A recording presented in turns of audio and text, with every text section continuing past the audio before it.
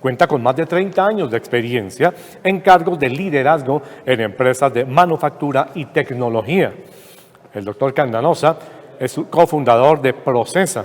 Previamente se desempeñó como vicepresidente de tecnología de entidades financieras en Colombia, tales como Megabanco, hoy parte del Banco de Bogotá, y Cupo Crédito. Tenemos también en nuestra terna de invitados a Juan Esteban Saldarriaga, egresado de la Escuela de Ingeniería de Antioquia, presidente del directorio de colombiafintech.co, la Asociación Colombiana de Fintech, cofundador de rapicredit.com, prestamista online líder en Colombia. Los logros anteriores incluyen también el portal mipyme.com para pymes, que luego se vendió a Fundes, y el Banco Mundial, y el desarrollo de software de pago de seguridad social para toda la industria en Colombia. Anteriormente fue gerente nacional de ESG Re, un reaseguro irlandés. Creó la primera plataforma de mercado de factoring digital en Colombia y es cofundador del primer mercado de facturas de factoring. Y también nos acompaña en este panel Julio Sáenz Galindo. Él es ingeniero industrial egresado de la Universidad de los Andes. Su trayectoria viene de muchos años, particularmente del sector financiero. Trabajó en el Banco Caja Social como vicepresidente de distribución y de ventas. Además, vicepresidente comercial de Red Colmena BCSC. Luego, trabajó en CEO Partner, firma consultora representante de Day Sales System, empresa norteamericana que ha entrenado a más de 9,000 empresas y más de 500,000 personas en procesos estratégicos de venta, y actualmente trabaja como estratega, coach digital, ventas de mercadeo UX, con el fin de ayudar a las empresas a definir su nueva estrategia de cara al entorno digital. Precisamente vamos a iniciar este panel con la intervención de Julio Sáenz Galindo, a quien le damos la bienvenida. Hola, muy buenas tardes. Como decían, mi nombre es Enrique Candanosa. Hoy los voy a acompañar como moderador de este panel. Este panel de verdad que es bien interesante. Agradezco la presencia de Julio Sáenz y Juan Esteban, quienes me acompañan. Realmente la responsabilidad de los temas conceptuales va a estar en cabeza de ellos. Voy a estar simplemente acompañándolos en el proceso de cómo transmitir algunos conceptos a la audiencia a través de algunas preguntas que vamos a ir conversando con ellos después de la presentación que nos tiene Julio. Julio nos trae un tema asociado a la importancia del tema de tecnología, de las fintech, y en este caso nos va a hablar del tema de ventas digitales, si es una solución o no al post-COVID. Julio, pues, es una persona súper autorizada en este tema y tiene una presentación de verdad muy interesante. Después vamos a estar conversando con Juan Esteban y haciéndoles algunas interacciones en cuanto a los aspectos de riesgo, algunos temas de cartera, algunos temas de tecnología. Y en ese proceso, las preguntas pues son bienvenidas cuando tengan ustedes la oportunidad de hacerlas. Entonces, bienvenido, Julio. Por favor, sigue con tu presentación. Gracias, Enrique. A Beatriz Villa y la revista Ciclo de Riesgo, muchas gracias por la invitación. Un saludo afectuoso a mis colegas del panel. Ustedes se preguntarán qué hace un comercial experto más en modelos de venta digitales en este foro. Pues claramente esta mañana Mauricio Serna mencionaba la gestión de desempeño, el análisis de la gestión de desempeño como salida a la crisis o como recuperación empresarial. Entonces, arranquemos con el título de la presentación: Ventas digitales, solución al post-COVID. ¿Qué dicen los centros de pensamiento como McKinsey, Gartner, Fortune 500? El 75% de las compañías listadas en Fortune 500 se encuentran ya en transformación digital, de esto desde antes de la pandemia. Durante la pandemia, 2/3 de las ventas ya se realizaban digitalmente y el 90% de las compañías encuestadas ya hacían uso del proceso de compra digital en un negocio de B2B. También con esas conclusiones, ¿qué recomiendan estos centros de pensamiento? Uno, la actuación conjunta de la compañía siendo relevante en estos momentos para el cliente. ¿Cómo puede ser la compañía relevante y ayudar a apoyar a su cliente en estas épocas. 2, muy seguramente hay que refrescar el negocio, dónde está el valor agregado, y esto pasa por un replanteamiento de la estrategia. 3, repotenciar la omnicanalidad y las herramientas digitales como solución al distanciamiento social, y algo muy importante que puede generar algo de debate, marketing al mando de comercial. ¿Pero qué son ventas digitales? En alguna presentación me decían, ¿pero eso es e-commerce? Claramente no. Digamos, el e-commerce hace parte de la estrategia, pero no son necesariamente lo mismo. Ventas digitales se entiende como una estrategia dentro de toda la estrategia de negocio digital, y para ello hay que saber dónde están los clientes, qué hacen, cómo accedo a ellos desde el punto de vista digital, y el entorno alrededor de eso debe permitir desplegar la estrategia. Quiero simplemente mencionar el e-commerce, que es un eje fundamental dentro de la estrategia, pero hoy como tal no lo debemos abordar. Sin embargo, están completamente interrelacionados con las ventas digitales. Para que las ventas digitales sean exitosas, pues claramente hay que replantear la estrategia desde el inicio. Voy a dejar 6 preguntas para que cada uno se las pueda llevar a su casa. 1, ¿está explícita la estrategia para actuar en un entorno digital? ¿La estructura responde a esa estrategia explícita? ¿Existe en los procesos comerciales un proceso claro, definido, con indicadores dentro de este entorno digital? ¿Cómo están las competencias de los comerciales? Si son hunters, si son farmers, y cuáles son las tecnologías que se están aplicando al proceso de la venta. Y claramente dentro de la gestión de las fuerzas comerciales, esos incentivos que normalmente se desarrollan están premiando los nuevos comportamientos que están buscando las empresas. Y 4, importantísimo, la cultura y los valores de la compañía están soportando una transformación digital hacia las ventas. Con esos planteamientos en la estrategia, vámonos a lo que es un modelo. Un modelo de ventas digitales son centros de ventas, grupos de vendedores muy profesionales en su propia actividad, con un soporte muy importante en tecnología, que puedan desarrollar 2 funciones principales. 1, generación de tráfico inbound para que ese centro de ventas pueda atender esos posibles prospectos. Y 2, generación de salida, o sea, de outbound, pero no vistos como un call center, sino como una gestión totalmente híbrida, donde se pueda entender a los clientes y poder proceder en los roles, digamos, que competen a los distintos jugadores en ese modelo de ventas. Pero se ve adicionado ese modelo de ventas con una correcta administración de un funnel de ventas, ¿sí? Donde claramente hace mercadeo es empoderar a las fuerzas comerciales para que desarrollen distintas tácticas en las distintas etapas del funnel de ventas. No me voy a detallar acá por los tiempos. Y otro muy importante es el apalancamiento de las herramientas digitales, que son importantísimas hoy en día. Hoy hay muchísimas herramientas que le ayudan a los comerciales a hacer presentaciones y acercamientos, generación de confianza con sus prospectos, utilizando un sinnúmero de estrategias, de herramientas digitales muy, muy potentes. Lo otro, el mundo digital permite hacer unos seguimientos e indicadores de proceso que vayan directamente a las eficiencias y a las productividades, que permitan, digamos, el logro de las productividades. Y no solo eso, sino los gerentes deben tener habilidades digitales y habilidades para conectar los dots, o sea, conectar tanta información para tomar correctamente la información. En la siguiente les quiero presentar un video de IBM en una ciudad en Bratislava, en la República Checa, donde mi socio explica qué es un centro de ventas digitales. Adelante con el video. De estos centros de ventas, IBM y muchas compañías en el mercado tienen varios ubicados estratégicamente en geografías para cubrir múltiples países. En el caso, por ejemplo, de Latinoamérica, tenemos un centro, tiene IBM un centro de ventas ubicado en Bogotá para toda América Latina de habla hispana, y en el caso de Brasil, un centro en Sao Paulo para la operación del negocio de Brasil.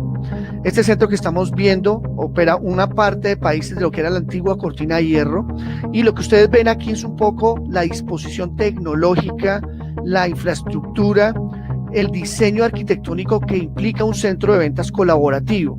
Por supuesto, estos centros en esta época de pandemia no están operando de la manera normal, y mucho de lo que están haciendo los vendedores es estar trabajando desde sus casas, pero posiblemente en el corto plazo estos centros de venta se van a poder adecuar para que en un modelo, con distanciamiento social puedan seguir operativos. Mucha tecnología de conectividad, telecomunicaciones, que hacen una experiencia tecnológica muy genuina y que ayudan de nuevo a que rápidamente tengamos una manera de llegar a los clientes muy eficiente y muy amable, reduciendo tiempos logísticos, reduciendo tiempos administrativos, con administración de activos como salas de reuniones inteligentes, tableros digitales, salas de telepresencia, audio integrado, la manera de también vincular los devices, los celulares a estas salas de manera rápida y efectiva, espacios diseñados para trabajar colaborativamente, de una manera ágil y de una manera también muy amigable para mucha de la población comercial que hoy en día son millennials y que también tienen una manera y una preferencia de trabajar muy particular y muy orientada a un trabajo flexible, amigable, empático. Se dan cuenta, hay muchos detalles de diseño.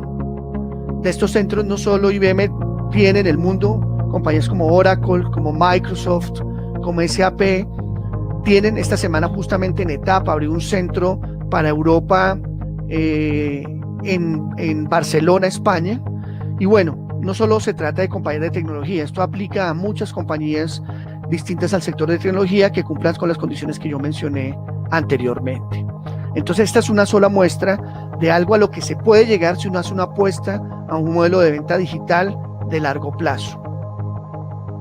Muy bien. Bueno, habiendo visto este video, ¿para qué sirven las ventas digitales o en qué segmento? Pues B2B, venta consultiva, B2C, venta compleja, uno podría decir créditos hipotecarios, vivienda, vehículos. Esto también sirve para los mercados ampliados donde la escalabilidad sea muy fácil de llevar a cabo y para soportar a las fuerzas comerciales, flexibilidad, centros que actúan para atender varios países y recogiendo las mejores prácticas a nivel mundial. Y claramente desde este punto de vista, estos centros generan muchísima mayor productividad, tienen un mayor número de información para toma de decisiones, generando, digamos, también ahorro en costos.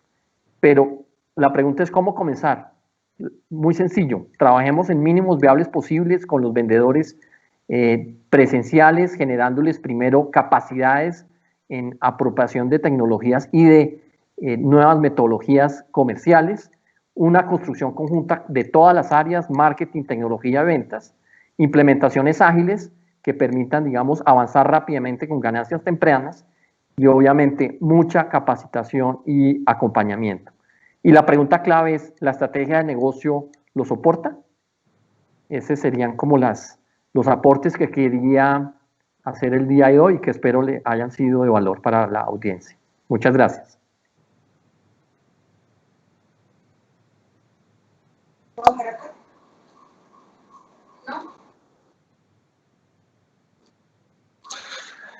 Julio, muchas gracias.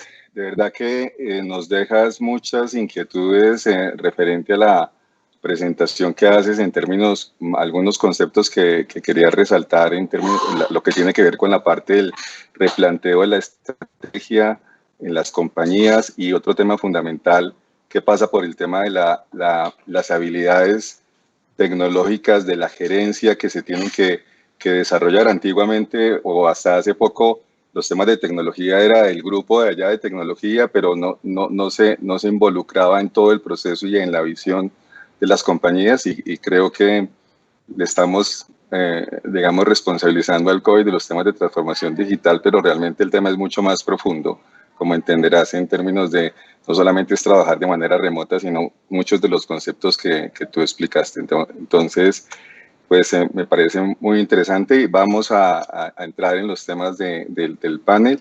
Voy a arrancar por hacerte una pregunta y posteriormente a Juan Esteban para que vayamos digamos, acompañando el diálogo ahí entre los tres.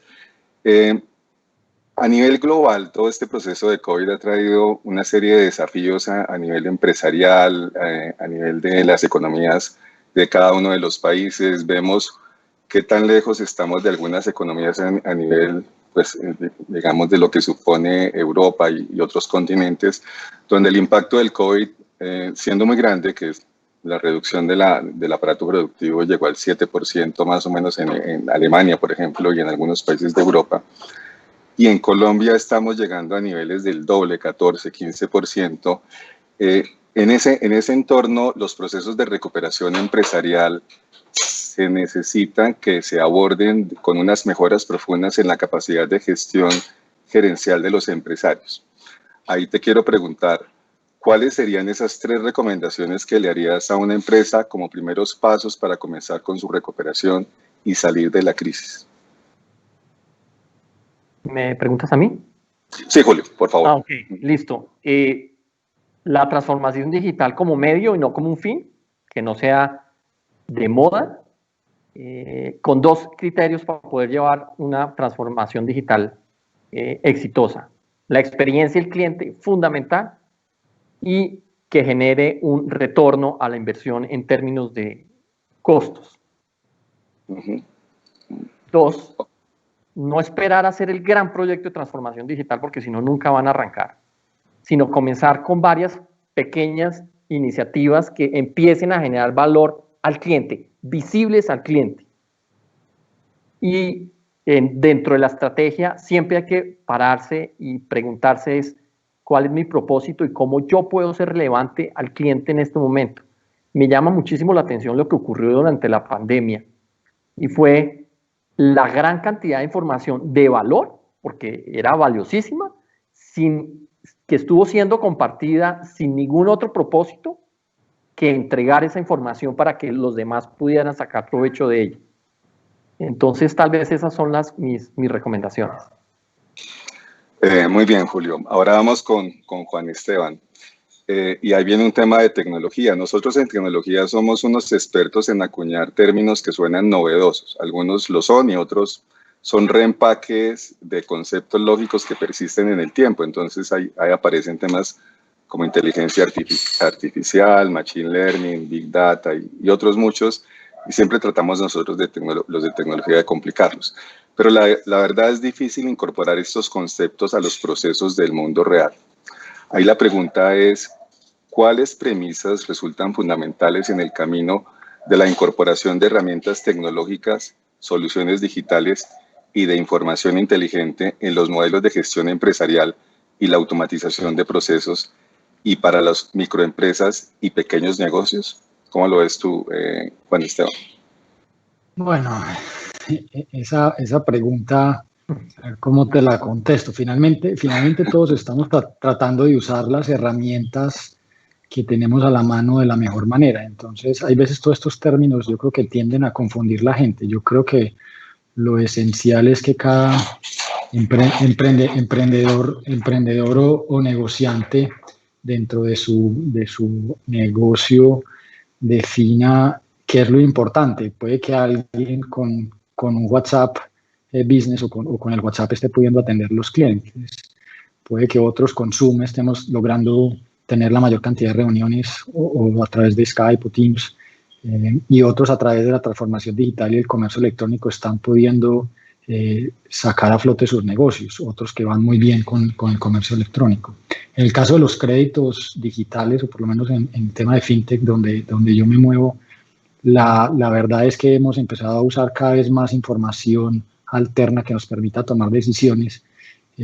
La industria ya venía siendo digital desde hace 5 años, pero este proceso del COVID y todos estos confinamientos los que nos han llevado es a mirar cómo logramos ser mucho más productivos. Hay veces en ambientes remotos donde todos los equipos no podemos estar físicamente y donde cómo podemos tomar decisiones más acertadas con más información y cómo filtramos de toda esa información verdaderamente lo relevante que está pasando, para dónde va la cartera, para dónde va la economía.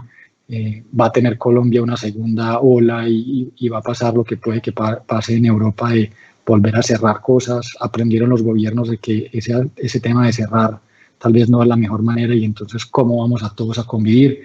Y ese para mí tal vez creo que es el reto mayor, es que cada una de nuestras industrias entienda que esto va a estar para rato y qué cambios necesitamos hacer en todos los aspectos, y en el tema pues, que nos atañe, que es el tema digital y transformación digital, para poder seguir ofreciendo crédito a la gente. Y esa es como la gran pregunta que diría yo. Juan Esteban, muchas gracias. La siguiente pregunta es para los dos. Un poco el tema es, la transformación digital es un escenario común y nuevo, digamos, en muchos casos, pero entendida como un concepto que va más allá de los temas coyunturales en los que estamos hoy involucrados, y que desde luego generan un nuevo enfoque en los procesos de costos, de mercadeo, de gerencia. Ahí me gustaría preguntarle a los dos, ¿cómo puede favorecer la tecnología, las soluciones fintech y la digitalización a los empresarios para hacer frente de manera más efectiva a la crisis? ¿Y con qué alcance o por cuáles procesos críticos se debe comenzar con esta reconversión de tecnología? Comienzo con Julio, por favor, para que inicies tú, y luego voy con Juan Esteban. Bueno, Juan Esteban es un claro ejemplo, un ejemplo viviente de esa experiencia, pero yo tomando las palabras de otro exponente, decía, hombre, hay que tener una óptica de negocio distinta, hay que arrancar viendo el negocio de una forma diferente, y una forma para verlo distinto es párese como un turista con curiosidad y piense cuando está haciendo turismo en otras partes del mundo que se comienza a hacer dos preguntas: ¿por qué no se puede de tal forma? ¿Y qué pasa si? ¿Sí? Uh-huh. Y entonces el exponente viviente en este momento es Juan Esteban, entonces yo le paso la palabra a él. Muy bien, Juan Esteban. Yo creo que es un tema tal vez, como dices tú, de uno, digamos que este tema del COVID nos volteó a todos los negocios, unos en más medida que a otros, y creo que lo importante y lo que yo saco positivo de esto es que ha cambiado el paradigma de muchas cosas y ha hecho que muchas industrias nos preguntemos por qué hacemos algo o qué pasa si no lo hacemos o qué pasa si lo hacemos distinto. Y tal vez ese va a ser el mayor aprendizaje. En estos días veía un chiste de esos que mandan de que el mayor transformador, pues sí mandan la imagen del virus en transformación digital. Y digamos que es verdad, esta pandemia nos ha acelerado la necesidad que han tenido las empresas de abordar el tema de transformación digital. A mí me parece que Colombia tenía un tema de comercio electrónico desde el 99 y tenemos una de las legislaciones, o teníamos, de las más avanzadas, pero cuando ya nos fuimos a ver qué teníamos en comercio electrónico, creo que todavía tenemos mucho por hacer, y entonces tenemos que ir más allá de las buenas intenciones a acciones concretas, y creo que donde hay veces nos falta es tal vez no pensar en hacer cosas tan grandes, sino, como dice Julio, arrancar con aprendizajes y victorias mucho más tempranas, con cosas más concretas, con herramientas que tenemos a la mano, y creo que esa recursividad la estamos viendo en muchos negocios. Ahora lo que hay que ver es si la economía y las MIPYMES son capaces de escalar esa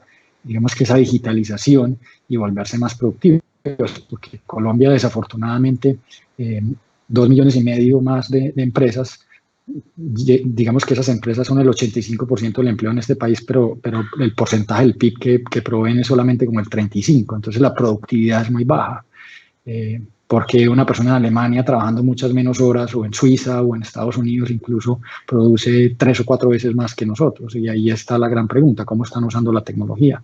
¿Y cómo vamos a usar nosotros la tecnología en entornos mucho más informales, donde el común de la población, pues si bien ya todos tenemos pues un celular, todavía pues digamos que ese uso de la tecnología de una manera mucho más natural todavía le cuesta a mucha parte de la población, que no vamos a dejar gente fuera de toda esta transformación, gente mayor, gente joven, gente que no tiene acceso a la tecnología. ¿Cómo vamos a hacer eso en este tipo de economías? Es un reto muy grande que tenemos todos, y que desde la fintech estamos tratando de mirar cómo no dejamos excluidos a ninguna de esa población y cómo ayudamos a esa digitalización, por lo menos en los temas financieros. Y creo que la entrada de la fintech ha logrado que todo el sector financiero inclusive los reguladores, se estén moviendo y estemos todos preguntando por qué no hacemos las cosas de una manera distinta, cómo las hacemos distinta, cómo las hacemos más eficientes. Y al final eso creo que ha sido positivo en general en la balanza durante estos 7 meses que llevamos en este año bastante difícil para todos. Juan Esteban, muchas gracias. La siguiente pregunta es para Julio. En el tema de tecnología, hoy en el 2020 se espera que al cierre más de 1 billón de personas hagan transacciones financieras sin contacto. O sea, eso es un número gigantesco. Y el número de personas que van a tener un celular en sus manos a nivel global va a ser algo como el 50%. A nivel de China, estos números son un poco diferentes porque son cerca de 680 millones de personas que van a hacer transacciones y de esas más o menos el 79% tienen un celular en sus manos de la población total. Eso supone un reto bien importante para los empresarios en términos de la empatía con aspectos tecnológicos y digitales en las organizaciones. Se vuelve crucial en ese proceso mejorar no solamente los temas de la aproximación de tecnología, sino los temas de mercadeo, los temas de estrategia, los temas de competencia, lo que tú mencionabas durante la presentación. Ahí la pregunta es, ¿cuáles deben ser esas nuevas premisas que permitan construir esas nuevas capacidades digitales y tecnológicas para que resulten adecuadas al nuevo entorno?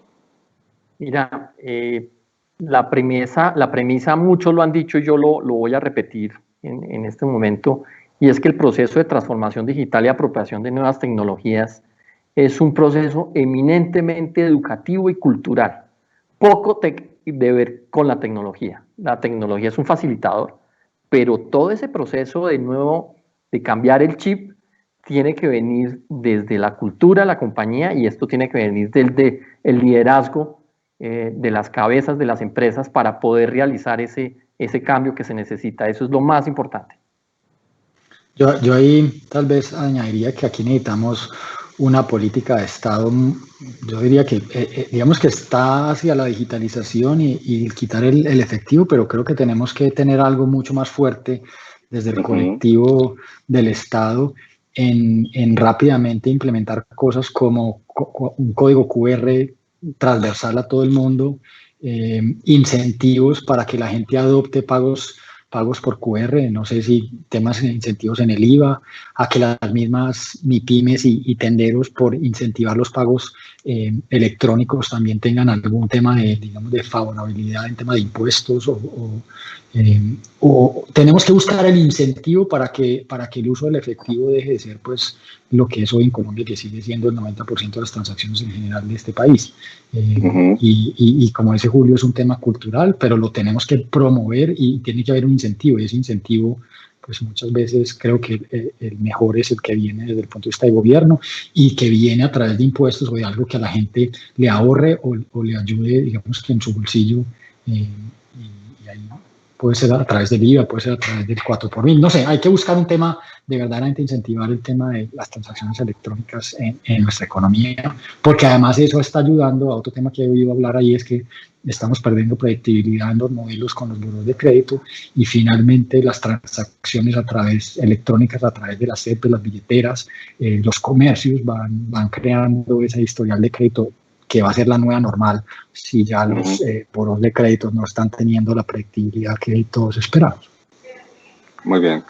En el tema que tocabas de los códigos QR, no tiene mucho sentido que no tengamos una política unificada, porque hay esfuerzos individuales de un banco o del otro, y realmente no es una buena idea terminar con un establecimiento de comercio con 20 códigos QR donde la persona no va a saber qué hacer, y necesitamos unificar y además consolidar esfuerzos en desarrollar una red de adquirencia mucho más potente que la que tenemos hoy. En términos prácticos, en condiciones de datáfonos y demás, debemos andar por el orden de los 600.000 puntos, cuando el potencial que tiene el país en términos del comercio informal, que necesita formalizarse, etcétera, pagar impuestos, es infinitamente mucho más grande que lo que estamos hablando. Entonces ahí coincido con tu punto. Bueno, acaban de sacar un decreto que creo que está para sanción presidencial. Veremos de eso finalmente si logra mover un poco más el tema y pagos, Eh, pero creo que hay que seguir insistiendo porque no está, esa tarea todavía creo que está inconclusa. Sí, la URF se lo mandó a la presidencia, todavía no lo ha firmado, pero esperemos, eso va a reordenar el tema de adquirencia, pero bueno, ese es un tema interesante. La siguiente pregunta, Juan Esteban, es para ti. Dice, en términos prácticos, los temas de cartera, hablando de los temas de cartera y en general de los procesos de crédito, debemos considerar que la tecnología nos ofrece caminos nuevos de eficiencia, análisis, evaluación, control de riesgo, muchísimos elementos que hace algún tiempo no existían. La incertidumbre es qué sigue después de los procesos actuales de alivios financieros. Digamos, en ese entorno, como sabes, luego de la aplicación de la política generalizada de congelamiento de las cuotas para todo tipo de productos financieros, créditos, seguros, arrendamientos, etcétera, de grandes y medianas empresas, como una estrategia temporal de emergencia que incluso van algunas hasta diciembre, que se utilizó de manera masiva para apagar el incendio que nos vimos involucrados durante estos meses. Las entidades crediticias y las áreas de crédito empresarial avanzan hacia la reestructuración de soluciones personalizadas. La pregunta es, ¿cómo la tecnología, la digitalización, la data, la analítica, todo el tema de machine learning, inteligencia artificial, puede optimizar estas soluciones para que aseguren la aplicación de las medidas correctas para darle sostenibilidad a la cartera, evitando una entrada masiva de empresas en incumplimiento? ¿Cómo lo ves tú? Bueno, yo contestaría esa primero diciendo que creo que también ahí mirando en el retrovisor, en general, el sistema financiero creo que aplicó una medida que no debió haber sido para todo el mundo. Creo que las ayudas debieron haber sido mucho más específicas. Pero bueno, ya tenemos el problema que esas ayudas fueron más específicas en el caso de las fintech, con el caso de las empresas que estaban involucrados. Tratamos de que esas ayudas solamente fueran las personas que verdaderamente lo necesitaban para poder que sean mucho más efectivas y que no distorsionáramos todo el sistema financiero. Yo lo que diría es que la tecnología, o lo que yo estoy viendo que nos va a ayudar la tecnología, y sobre todo a los que tienen muchos clientes, es cómo empezamos a detectar con alertas tempranas usando tecnología a quién que tiene ya ayudas hay que alargárselas, a quién que tiene ayudas de pronto es hora de cobrarle porque ya digamos que sigue trabajando y está generando ingresos, y a quien que está en problemas es necesario darle más ayudas. Y ahí en poder perfilar los clientes y ser proactivos en esa perfilación de clientes es donde creo que está el reto grande que están teniendo los bancos hoy en día y que estamos teniendo todos los que estamos manejando cartera.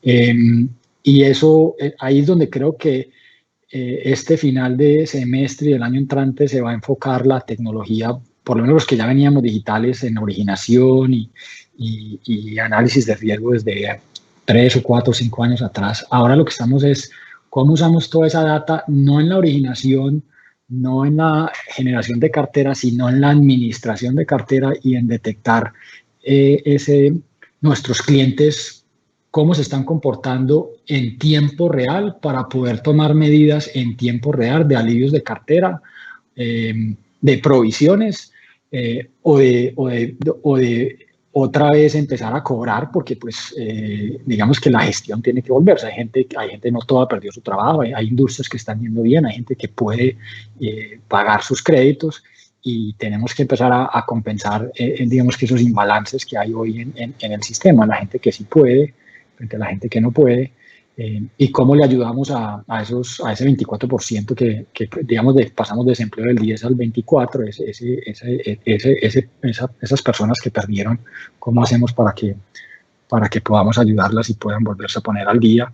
Y todos vamos a tener que ampliar los plazos. Ahí no creo que no hay otra manera de hacerlo, sino en poder llegar a acuerdos de pago y darle a la gente mucho más plazo para pagar, y eso pues digamos que pone un poco en estrés a todos los modelos de negocio de muchas empresas.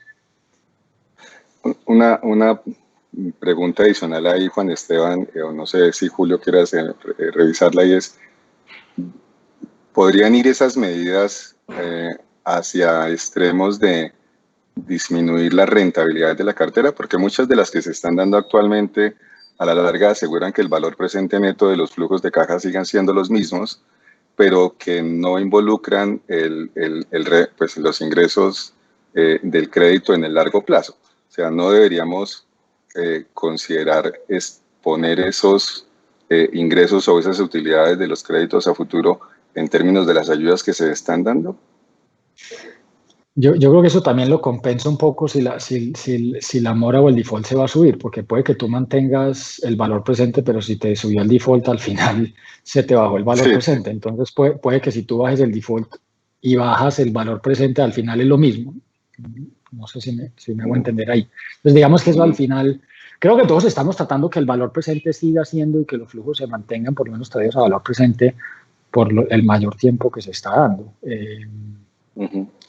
Claro que en algunas entidades creo que tienen restricciones en hacer un poco eso, pero al final creo que aquí tenemos que, las dos partes vamos a tener que, digamos que entregar cosas o perder cosas, ¿cierto? Sí. Mayor tiempo aumenta el riesgo y puede que si hay mayor inflación los valores presentes son menores. Bueno, ese tema, creo que las dos partes, tanto los deudores como los originadores, esto al final nos pegó al bolsillo a ambas partes y lo que tenemos que tratar es que ese periodo sea el menor, la economía vuelva lo más rápido posible a algo normal y podamos seguir todos dándole crédito a la gente para que la economía pues vuelva y podamos volver a una senda como la que traíamos antes de marzo. Sí, yo me permitiría simplemente adicionar que es el mercado que en últimas es el que termina poniendo la pauta de cómo se debe mover cada jugador y adaptarse a las circunstancias propias del momento. Sí, creo que ahí eso nos va a dar como a sintonizar qué debemos hacer. Bien. A mí lo que más me preocupa es que todos los actores estemos reportando bien esos alivios y que tengamos un mapa integral de los deudores, porque yo creo que ahí eso es parte de la película que no estamos viendo todos y tal vez eso es lo que nos tiene a todos más intranquilos, es un poco este personaje, qué alivios tuvo, quién lo tuvo y cómo está en términos de su trabajo y de su empleo y de su generación de ingresos. Creo que los colombianos han tratado de hasta ahora cumplir con sus obligaciones, pero cada vez, entre más se demora la economía, pues los hogares colombianos les va a costar un poco más. La mujer se ha pegado mucho más duro. A través de una de las fintech que yo tengo, que se llama Juancho Te Presta, pues nosotros le prestamos más a mujeres. Las mujeres históricamente han tenido una tasa de malos la mitad que los hombres y por ende pues un mejor riesgo, pero desafortunadamente en pandemia las más golpeadas han sido las mujeres, por ejemplo, el ama de las ventas directas, una cantidad de cosas que se vieron afectadas y que ayudaban al hogar a tener un mayor ingreso y que no lo están teniendo. ¿Cómo vamos a lograr que hay que darles tiempo para que esos ingresos vuelvan al hogar y puedan ponerse al día en sus obligaciones, comunidad productiva, de modo así? Pues está muy bien, muchas gracias. Esta pregunta es para Julio. Dentro de los temas de transformación digital que enunciabas, de búsqueda de nuevas alternativas, nuevos mercados, de mercados B2C y los demás que hay como alternativas, ¿cómo fortalecer y ampliar los canales de las empresas de conexión con sus segmentos y nichos para ampliar el impacto de su gestión en las diferentes etapas de su ciclo de negocios en momentos de capacidades desbordantes como las actuales? Pues todos los esfuerzos deben ir orientados a una excelente experiencia de cliente en los distintos canales y específicamente en la página transaccional, donde el cliente se pueda autoservir, omnicanalidad, mucha información para poder con esa información personalizar las ofertas o las soluciones que puedan estar buscando los clientes. Yo creo que la empresa como un todo tiene que volcarse a atender muy bien los clientes desde el punto de vista de experiencia cliente en entornos digitales. Muy bien, Julio. Creo que hay unas preguntas de público por ahí también. Sí, voy a hacer la última pregunta para ustedes y luego pasamos a las del público. Esta es para ti, Juan Esteban. Hablabas en un momento dado de los aspectos y de las características del deudor. O sea, evidentemente los temas de pospandemia y de pandemia, digamos como tal, le han dado una serie de características diferentes al deudor. Cambió su trabajo, cambió su ingreso, cambió su flujo de caja, cambió la forma de aproximarse a los temas de arrendamiento, etcétera, que son particulares. Ahí, ¿qué herramientas se deben aplicar para analizar de mejor manera al nuevo deudor, su nueva capacidad de pago, su flujo de caja, que permitan el ofrecimiento y aplicación de soluciones personalizadas y atender los mayores volúmenes para que no se desborde la operación. Sí, nosotros, digamos que las fintech estamos, digamos, utilizando herramientas que hoy se definen como Open Banking, en el sentido de que el usuario nos deje compartir información transaccional que tiene o en su banco o información transaccional que tienen las billeteras o digamos que transaccionalidad que tienen la seguridad social. Históricamente, pues los originadores hemos manejado la historia de crédito y comportamientos de pago como el mayor predictor digamos, de la capacidad de pago y de la posibilidad de prestarle a un deudor. Eso sigue siendo válido, pero ese historial de crédito ha perdido mucha predictibilidad.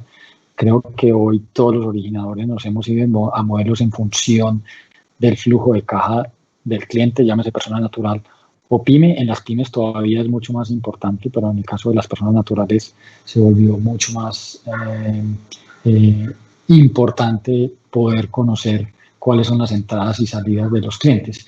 Y eso en el mundo está resuelto a través del Open Banking, a través de cómo los clientes en un proceso de aplicación de crédito permiten que el originador conozca esa transaccionalidad en el banco. Históricamente, pues nos han mandado los extractos en PDFs. Eso tiene una problemática de cómo el usuario pide el extracto. Hay algunos que son capaces de sacarlo de su portal transaccional del banco, hay otros que lo tienen que pedir, se demora. Hoy en día ya hay herramientas y proveedores de tecnología que nos permiten conectarnos al banco en tiempo real y a través de la autorización del usuario mirar esa transaccionalidad de ver sus ingresos y sus salidas. Y hoy en día con la seguridad social, estamos viendo por lo menos los ingresos que están siendo reportados a la seguridad social, que no siempre son los mismos, pero digamos que contra los reales por la informalidad de nuestra economía aún, pero son esos modelos los que estamos tomando en cuenta para tomar decisiones de crédito, y eso va a ser mucho más importante hacia adelante. Ha perdido un poquito de predictibilidad el tema de las redes sociales, después de lo que ocurrió con Facebook y todos estos temas digamos, de la privacidad de datos en redes sociales. Creo que algo que habíamos visto de que los modelos iban mucho más hacia datos de redes sociales, eso finalmente terminó un poco, yo diría que una moda. Y hoy el mundo está yendo más a eso, cómo el usuario autoriza la integración o que el originador de crédito pueda jalar información de bases de datos externas del cliente. Necesitamos hoy conectar a la DIAN, hay todavía una tarea por hacer, y muchas otras bases públicas. Desafortunadamente Colombia tiene, digamos que de bueno que tenemos una protección de datos relativamente buena, pero también ha hecho que este tema de Open Banking, de tener acceso a bases de datos de información, sea difícil desde el punto de vista tecnológico en muchos casos. Pero paradójicamente hay bases de datos andando en la calle y gente suplantando a otros. Entonces, sí, claro, el tema de validación es otro dolor de cabeza en este momento. Y para poder hacer esas validaciones, pues hay que tener acceso a información que le podamos hacer preguntas, retos a la gente que verdaderamente sea un reto y que no pues lo tenga cualquier persona. Como tú sabes, muchos procesos de validación de identidad están pidiendo 4 datos que están en la cédula, históricamente están en la cédula, que la tiene cualquier portero. Cuando entramos a cualquier edificio, escanean la cédula y tienen pues todos los datos de nuestras cédulas. Y finalmente, muchas entidades financieras no están haciendo procesos de validación o billeteras lo suficientemente robustos. Y en general el sistema financiero ha perdido un poco, digamos, para mí, seguridad de que la cuenta bancaria de Juan Esteban es la cuenta bancaria de Juan Esteban, porque hay unas suplantaciones grandes con este tema de billeteras y todo este tema de digitalización. Las cifras de robos durante la pandemia en temas de cibercrimen son constantes. O sea, ya no nos están atracando en la calle, ya nos están atracando aquí a través de la pantalla, a través de phishing y todo esto, y ahí tenemos que poner un énfasis muy importante en las compañías de crédito, y ahí nos estamos gastando unos recursos importantes en cómo mejoramos esos procesos de validación de identidad, que ya inclusive son hasta más importantes que el tema de si le presto a esta persona desde el punto de vista de crédito. Es, le presto a esta persona porque es Juan Esteban, estoy seguro que es Juan Esteban, estoy seguro que estoy desembolsando en una cuenta de Juan Esteban. Ese para mí se ha vuelto tal vez el reto más grande que tenemos todos los originadores en esta época, donde todo el proceso se fue 100% digital y no todos los actores estaban listos para hacer KYC de una manera correcta en sus procesos de originación de crédito, originación de productos digamos, de bancarios o de seguros o de ahorros. Es un tema bastante complejo en este momento.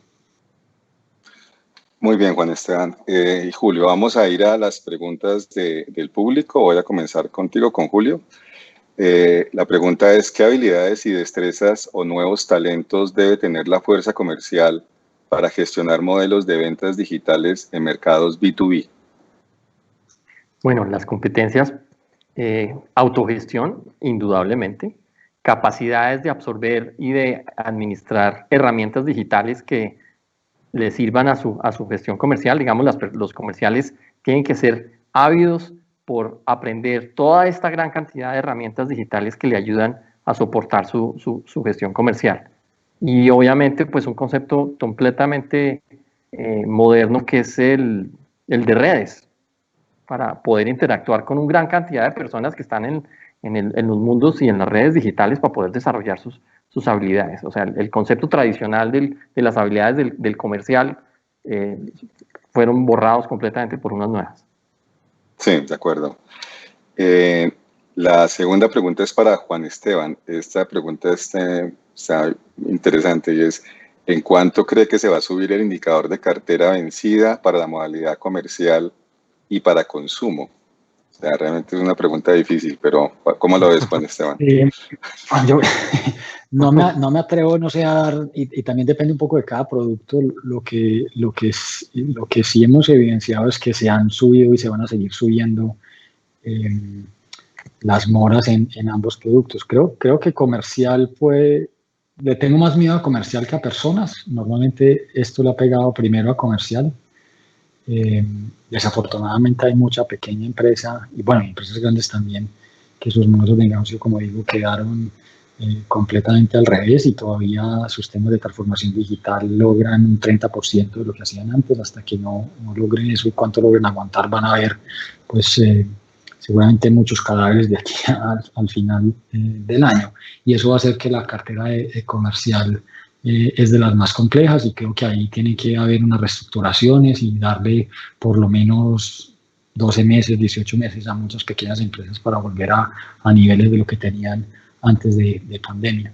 En tema de las personas, pues han habido ayudas del gobierno y las ayudas de los bancos, y como digo, hay muchos sectores y una parte de la población que afortunadamente ha podido seguir produciendo, entonces puede ser menor, pero sí creo que pueden, yo no sé, me atrevo a decir que casi doblarse lo que traíamos antes de COVID, seguramente.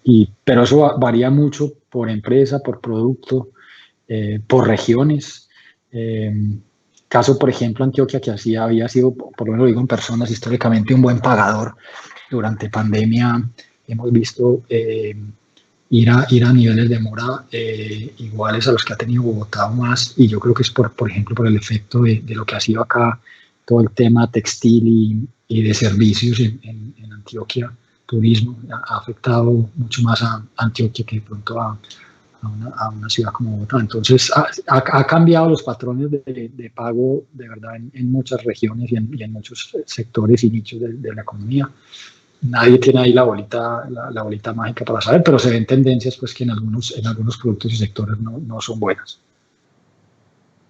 Sí, de acuerdo. Es difícil la predicción, pero definitivamente vamos a sufrir ahí incrementos en los indicadores. La siguiente pregunta la voy a tomar yo, y la pregunta es, ¿qué cambios hay que hacer desde la cultura para que los procesos de incorporación de tecnología sean más sostenibles y estén alineados con la estrategia? Yo creo que hay que dividir el tema en las compañías en general y las compañías de tecnología. En las compañías en general, y yo creo que los conceptos aquí aplican para los dos, hay que replantearse todo lo que uno está haciendo en términos de cómo lo está haciendo. La pregunta es, ¿lo puedo hacer diferente? Porque en últimas esto va a traducirse en el estado de resultados de la empresa, y es, tengo unos ingresos, tengo unos costos, tengo un margen, y la idea en este sentido es que estamos enfrentados a un reto, es cómo ser más eficientes. Y cómo ser más eficientes es logrando llegar a otros mercados, y la forma de llegar a otros mercados es a través de una estrategia evidentemente digital, que supone no solamente llegar al mercado, sino tener herramientas comerciales, herramientas de seguimiento, herramientas gerenciales, KPIs asociados, tecnología que soporte todo ese proceso, y donde los aspectos manuales per se no tienen cabida, pero manuales no quiere decir simplemente que se hagan a mano o no, sino que sean procesos complejos, burocráticos, difíciles. Hay que volverse mucho más simple, y en eso la aproximación a los temas de los proyectos que hablábamos acá de metodologías ágiles son evidentemente una vía. Fíjense ustedes que, por ejemplo, a nivel de los bancos son unas empresas de tecnología que prestan dinero, pero realmente cuando uno mira el pipeline de proyectos, y Juan Esteban lo conoce, cuántos proyectos tiene abierto un vicepresidente de tecnología de un banco, y les garantizo que tiene 200 proyectos, que tienen un presupuesto que es el 30% de las inversiones del banco, y en ese sentido es cómo involucrar toda la cultura de la tecnología, pero no solamente a nivel de esa área, sino a nivel de todas las áreas de la organización. Y en esa la gerencial es fundamental. O sea, el tema de la visión de negocio con una estrategia de tecnología mucho más potente se vuelve central, y eso supone también entrenamiento de nosotros que estamos en los niveles gerenciales, de qué está ocurriendo en las industrias, qué está pasando, cómo se están incorporando nuevos modelos de negocio. Y de eso se trata. Si no arranca desde la cabeza, el proceso no va a tener, pues no va a perdurar en el tiempo. Es como lo veo. No sé si ustedes, alguno quiera agregar algo a ese respecto, pero... No, ahí coincido. Dale, Julio. No, dale, Juan. No, yo es que últimamente me río mucho porque hablamos mucho de digitalización, pero al final todos los procesos se volvieron más lentos. Entonces, le hemos metido digitalización a todo, en todas partes. Estamos teniendo menos clientes, pero al final todos los procesos van más lentos. Y ahí es como que tenemos que buscar esas eficiencias porque estos protocolos, o sea, menos clientes, pero los protocolos y la manera como estamos atendiendo muchas cosas, y se volvió la excusa de que todas las cosas van más lento. Entonces, creo que tenemos que volvernos a revolcar en este tema y volver otra vez verdaderamente los procesos mucho más eficientes. Y eso no solo es tecnología, creo que hay un cambio otra vez de actitud de servicio que tenemos que volver a darle el cambio a todas las industrias en general, porque yo percibo que todo va más lento, hay menos clientes y todo va más lento, y cualquier trámite, cualquier cosa que hacemos, lo que antes tardaba 30 segundos ya nos está volviendo 5 minutos. Entonces así no es posible que la economía vuelva a arrancar. Esa es como mi inquietud frente a lo que está pasando en el mundo real hoy en día. Ante esa afirmación de Enrique de que las vicepresidencias de tecnología de los bancos absorben un presupuesto grandísimo de recursos, eso es absolutamente cierto, y todos los años es una lucha poder rankear los proyectos de distintas unidades, saber en qué ranking de prioridad quedan para poder desarrollarlos. Y tradicionalmente o históricamente lo que ha ocurrido es que esas inversiones se van a la operación, a lo que vienen haciendo regularmente las entidades, sí, mejorando lo que vienen haciendo, pero mejorando lo que hay, y no necesariamente reenfocando esos presupuestos para replantear nuevamente toda la operación, como dice Juan Esteban. Y ese es un reto enorme. Pues obviamente van a decir, el banco está andando, es un carro que va a 100 kilómetros por hora, yo no puedo parar el carro, cambiar las llantas y volverme a subir, sino por un lado viene la operación y la tecnología que está soportando la operación, y luego pues habrá otro canal donde puede haber más el repensamiento del negocio. Pero yo creo que ese es un dilema de todos los bancos, de todas las entidades financieras, en cuanto a la asignación de los recursos y la eficiencia de esos recursos invertidos en esas mejoras. En aras del tiempo, que estamos un poquito fuera de él, voy a escoger dos preguntas, una para Juan Esteban y una para Julio, para terminar, si la logística nos lo permite. Entonces, para Juan Esteban, ¿es posible automatizar el proceso de reestructuración de crédito en crédito B2B? ¿Qué parte del proceso se puede hacer y cuál parte no? En el B2B me está diciendo si se puede automatizar. Sí, me repites, reestructuración. La reestructuración de crédito. Automatizar la reestructuración de créditos. Bueno, seguramente en algún banco que tenga una cartera muy grande puede que uno pueda automatizar ese proceso. Lo que yo o mi experiencia hasta ahora, lo que pasa es que con carteras con menos clientes, es que esa reestructuración casi que hay que mirarla uno a uno con el flujo de caja, digamos, del deudor, y mirar su industria y verdaderamente qué es lo que hay que reestructurarle, porque si no vamos a terminar lo que decía al principio, es que a todo el mundo le dimos lo mismo y al final no todo el mundo necesita la misma medicina. Entonces, yo creo que ahí la pregunta, me atrevo a decir que, a no ser de que sean unas carteras muy grandes con donde hay muchos clientes parecidos, por decir, oiga, es que tengo muchas pymes en el sector de cueros y todas tienen la misma problemática, puede que a esos pymes del sector de cuero les puedo poner la misma reestructuración, pero ni siquiera en Colombia tenemos todavía cómo calificar las pymes y ponerlas en esos buckets o en esas clasificaciones. No conozco todavía compañías, puede que uno de los grandes bancos, los que tengan carteras comerciales grandes, hayan llegado hasta ese nivel, pero no creo que en Colombia se haya hecho todavía, pero puedo estar equivocado. Muy bien. La última pregunta pasa por un tema que lo toca ampliamente Enrique Dance en un libro que se llama Viviendo en el Futuro. Si no lo han leído, se lo recomiendo. Es un libro de lo más interesante porque nos da bastante palos a los de tecnología en ese libro, pero con razón. Y la pregunta es para cualquiera, en este caso cualquiera de los dos que quiera contestarla, ¿cómo lograr que la tecnología se convierta en una herramienta incluyente y no como lo es hoy en una generadora de más y más brechas económicas y sociales?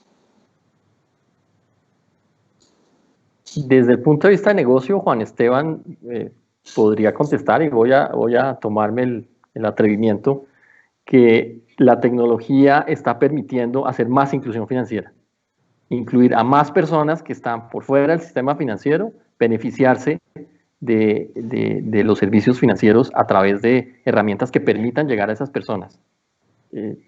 Estoy seguro que esa puede ser una respuesta en ese sentido, Juan Esteban. No sé, ¿tú qué opinas? Sí, yo coincido que en el sector financiero la tecnología nos ha permitido incluir a más población, y también los modelos que se están viendo de crowdfunding, de peer-to-peer lending, de peer-to-peer funding, están volviendo mucho más descentralizado el sector financiero, con los riesgos que eso trae, pero también los beneficios de una distribución mayor de la riqueza. Hoy se habla ya no de fintech, sino de decentralized finance, o de finanzas descentralizadas, donde ya no están controladas por bancos centrales, por instituciones financieras, sino que somos todos ayudando a financiarnos a todos.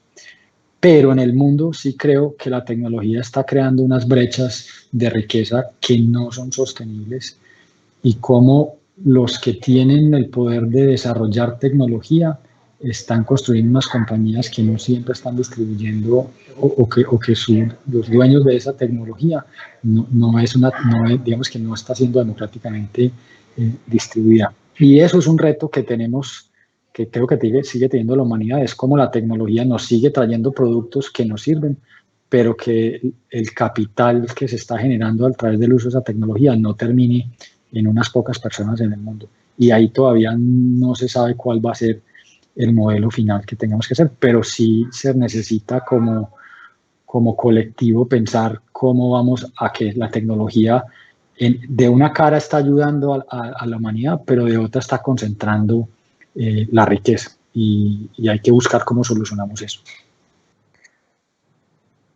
Juan Esteban, muchísimas gracias. Pues Juan Esteban y Julio, de verdad que ha sido un placer compartir con ustedes este panel.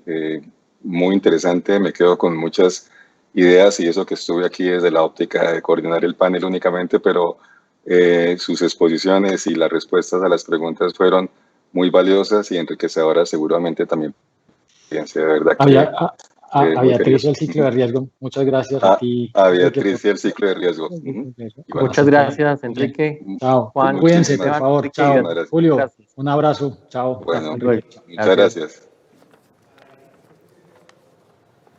Muy bien, muchas gracias a nuestros panelistas en esta última intervención, ya para cerrar esta tarde, en esta primera jornada del B2B Finance Day. Les recordamos, mañana estaremos abriendo la transmisión a las 8 de la mañana para iniciar a las 8:30 en punto con toda la agenda académica. Les recuerdo, en la página www.eventoscicloderiesgo.com ingresan y siguen la ruta, por favor. Tendremos mañana también muchos premios de todos nuestros patrocinadores que vamos a entregar precisamente en esta segunda jornada. Les recuerdo también que todas las memorias estarán colgadas para los que se inscribieron a partir del próximo jueves de la semana entrante, para que estén muy pendientes de todo lo que ha sucedido en este evento con las memorias que se van a colgar. Tenemos 1.600 personas inscritas, a quienes les agradecemos por habernos seguido en este primer día, en esta primera jornada. Y mañana continuamos con temas muy interesantes en este B2B Finance Day, organizado por la revista Ciclo de Riesgo. Que tengan un resto de tarde muy feliz. Muchas gracias.